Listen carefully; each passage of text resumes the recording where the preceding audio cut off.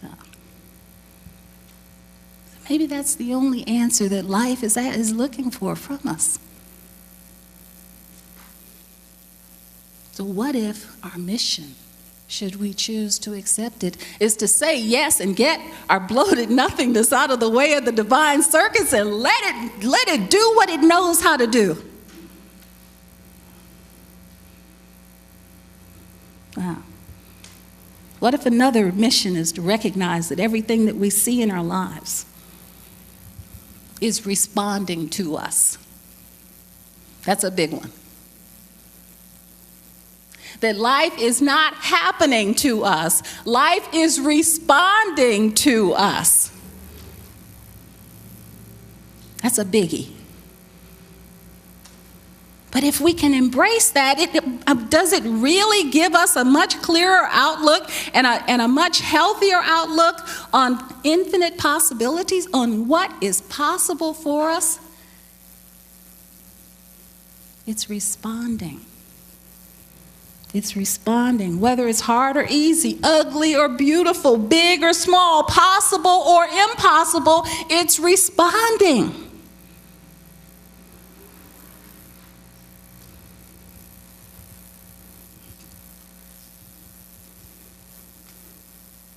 And the thing that's so beautiful is that once we recognize that it's responding, and that it's all mind that is responding, those things in our lives that appear to be impossible and impassable become transparent.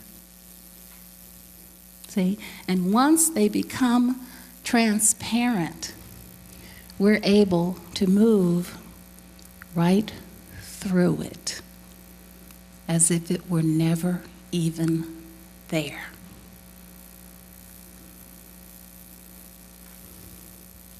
So what if we realize that our body and all of its maladies, all the things that we go through with our bodies and our home and all of the problems, the roof and the anything in the plumbing, our car and the issues that we go through with our car and the insurance and the payments and our work and the issues that we have at work and the mortgage and our problems and even all of our answers, what if we realized that it's all made out of the same thing, mind?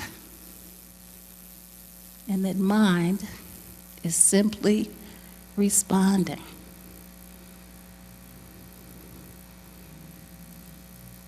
Dr. Ernest Holmes said in Creative Mind, he said, "What is the world, ourselves included, made out of? And how did we and all else come into being? These questions, correctly answered, would solve the problem of being and set humanity free." What is it? What is it made of? Who am I? What am I made of? Just recognizing the oneness of it sets us free. Okay, we're almost there now. Yet one more mission. Our mission is to realize that whenever we witness a shortage in any universal attribute, love, light, power, peace, joy, prosperity, freedom, health, wholeness, wisdom, harmony. Whenever we witness a shortage in any universal attribute, we are in a trance of scarcity.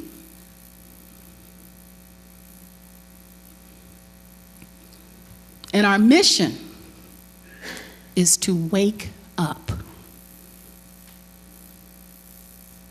Victoria Castle said in The Trance of Scarcity, she says, "The trance of scarcity is the unexamined predisposition that lack, struggle, and separation are our defining reality." She asked, what if our default way of thinking, maintaining the idea that scarcity is real, is the source of the conditions producing the evidence? See, what if our simple default way of thinking is what's driving every experience in our life, and that struggle and strife is our default.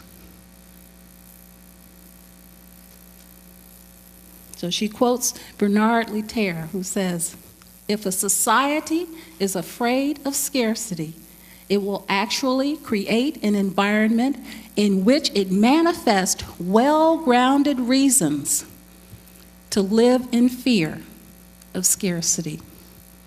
It's a self-fulfilling prophecy." He said, what did he say? He said, if you're afraid of the hole, you're going to fall in it. That's what he said. He said, don't pay attention to the goalie.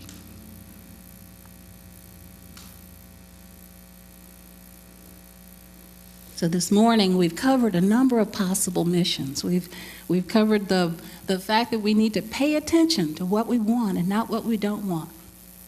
Realize that everything, including us, is made out of the same thing, mind. It's all one thing. To recognize that we are the kicker, the goalie, and the goal. It's all one thing, mind. Learn to say yes and get out of the way. And if we're seeing scarcity, we are asleep. Wake up. So I want to close this morning with a quote that I heard on Star Trek, The Next Generation. Everybody who's in my class knows I love Star Trek. One of the people in the groups said they were trying to solve this problem that they were moving through. And this person said, do you ever get the feeling that you're searching for an answer that you already have? Now, I want to take that just one step further and say, do you ever get the feeling that you're asking for something that's already yours? And maybe we'll take it just one step further this morning. Do you ever get the feeling that you're trying to be someone or something that you already are? See, that realization, the realization that we started with this morning with Reverend Sue's reading, you are enough.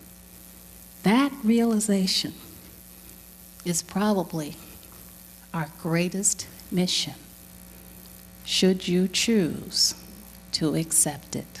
Let it be your way. Thank you for being here this morning, and so it is. Thank you.